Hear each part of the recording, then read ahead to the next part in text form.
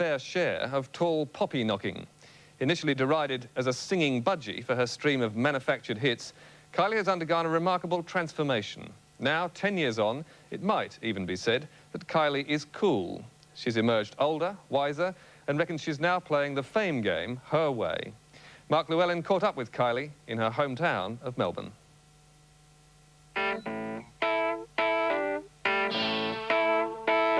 Yep, coming up this hour, $100,000 with the Westfield Shopping Town birthday wheel, John Farnham, and, well, he's not going to be here, but somebody who is Kylie Minogue!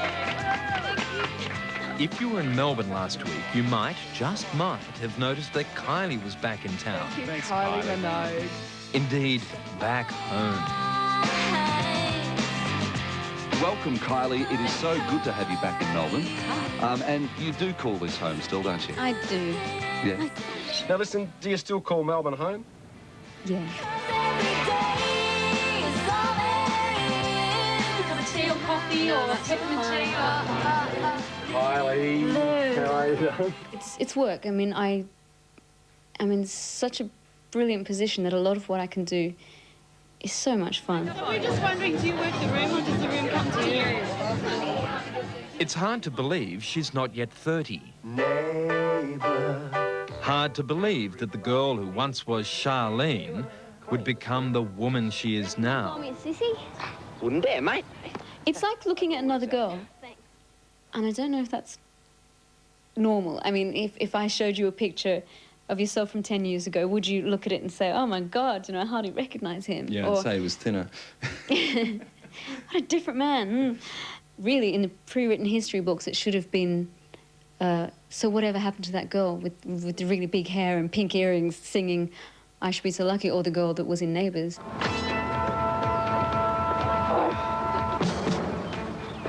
This is Kylie's first ever scene in Neighbours. Charlene! Kylie was Charlene, Jason Donovan was Scott, and Alan Dale, who played Scott's dad Jim, was bowled over from the moment he met her. As long as the both of us were working, we'd have enough money. Kylie turned around, looked at me, and then smiled, and it was like the whole room lit up. You got one of those smiles, you know? Yeah. You meet people like that, and she just really had it. Whatever it was, it worked. When Kylie and her on- and off-screen lover Jason Donovan got married, it was the biggest rating episode in Australian soap history. We were transfixed by Kylie. Do you look back and wonder, why me? What was the dynamic I had with the audience? What was it that connected with people? Why me? Why Kylie Minogue? No. It's something that makes me feel slightly uncomfortable, but there is that element of the unknown and a magical element that this has happened, and I'm quite happy to not have analysed it and know the reason why. Just otherwise we happened. could all do it and it wouldn't be that special. I hereby cut the ribbon. The real world vibe. It's that it quality again. There's no doubt the camera loves Kylie, and she it.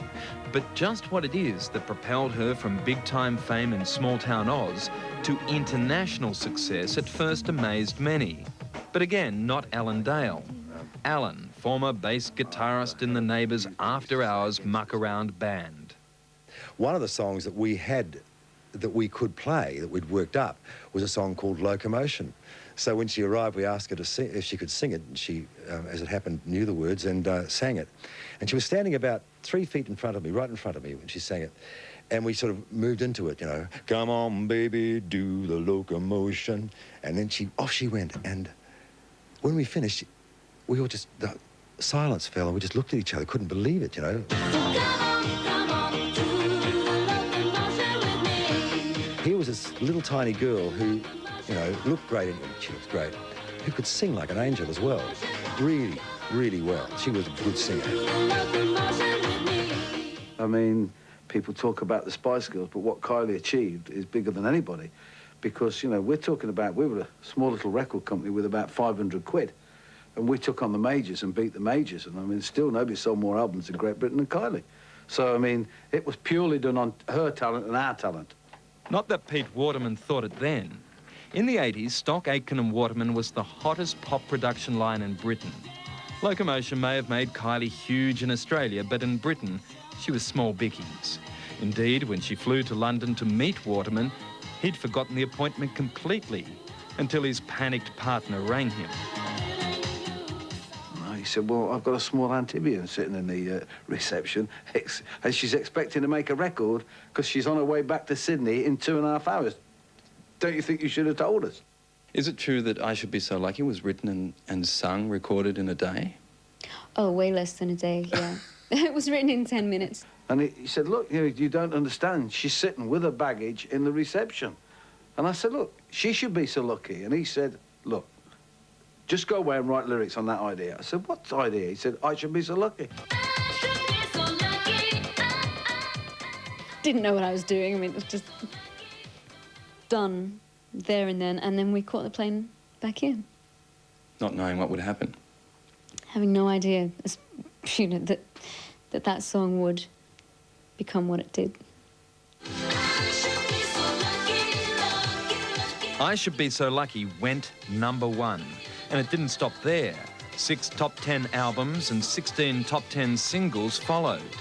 Kylie, the compliant pop puppet, churning out formula hits, raking in the profits. A singing budgie in a gilded cage. A cage and an image she hated. She's suddenly 18, 19. She's very wealthy. And suddenly she doesn't want that clean-cut image anymore. She wants to get out and have a good time. And so what better way than to get in bed with Australia's most outrageous rock star? I mean, that, if you're going to do something, you might as well do it properly. And that certainly was, in for a penny, in for a pound. You chuck Jason Donovan out and you bring in Michael Hutchinson. Talk about chalk and cheese. I had found this new confidence, and I was just very eager to explore that.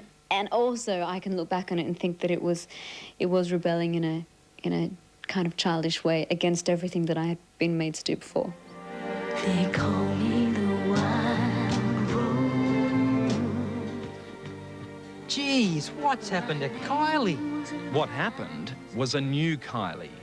Her relationship with Hutchins didn't last, but it set off changes that redefined her.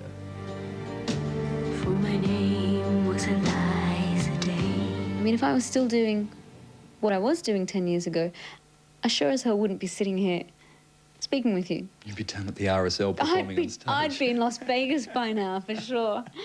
We're going to have you on the bench, Penny? Do you want a cushion?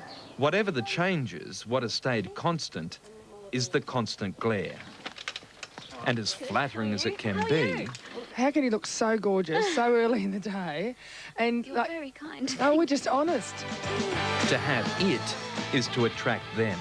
The paparazzi, the gutter journalists, and their vile rumours. The latest makeup room gossip about me is that I have a dungeon. Oh, yes, I heard that. Yeah. It's not even a fine line as to what should be public and what should remain private. It's a really big, fat line, and yet they cross it time and time again. For Kylie, this week the line was crossed once more. Yes, apparently I lost my virginity in a cupboard at school. Now, how the hell someone can have the nerve to write... I mean, firstly, it's not true. With the release of an unauthorised biography claiming, amongst other things, that Kylie and her management regularly lie to the media to ensure only the rosiest stories about her are ever printed. You're saying that we make up the stories? I spend half my time denying stories and righting the wrongs that you all think are rights. I mean, that kind of attitude, I just don't get. And if that's a reflection of what the book's about, then go buy a Jackie Collins novel. I'm sure it'll be the... It was the only flash of anger we saw in the few days we spent with her. It's a really nice welcome. I feel like it's my birthday or something. Really? Yeah. It's like my birthday. For the truth is, Kylie has experienced so much, You saucy devil. Oh, there you go. been buffeted by the good and bad winds of fame, that she now seems pretty much at ease, pretty much in control. Always finding myself in new situations and doing different things. I'm lucky enough to be able to do that, so I take advantage of it. It's a nice place to be, but the question lingers, what's left? Do you actually think to yourself, well, what more can I do? No. Mm-mm. The further I go, the wider my vision of the world gets, and the more I want to do. I wanted to travel to different countries. Who knows, I might have a family one day. I mean, there's so many things to come.